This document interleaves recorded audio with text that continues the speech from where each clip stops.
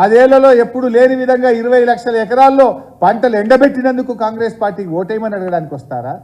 నీటి నిర్వహణలో వైఫల్యం చెందాం, కరెంటు సరిగా ఇవ్వలేకపోయాం, మీ మోటార్లు గాలబెట్టాం, ట్రాన్స్ఫార్మర్లు కాలిపోయి రైతుల మీద అదనపు భారం పడ్డందుకు కాంగ్రెస్ పార్టీకి ఓటేయమని అడగడానికి మీరు గ్రామాల్లోకి వస్తారా అని నేను అడుగుతా ఉన్నా. ఇలా కాంగ్రెస్ పార్టీ పరిస్థితి ఎట్లా తయారైందంటే వాళ్ళకి అసలు తీరిక లేదు. ఎంతసేపు ముఖ్యమంత్రి గారు నేను పార్టీ కోసం గేట్లు తెరుస్తా, నేను గేట్లు తెరిచిన రాండ్రి పార్టీలోకి, ప్రతిపక్ష నాయకుల ఇళ్లలోకి పోయి బతిల్లాడి కండువాలు కప్పుతున్నాడు ముఖ్యమంత్రి గారు.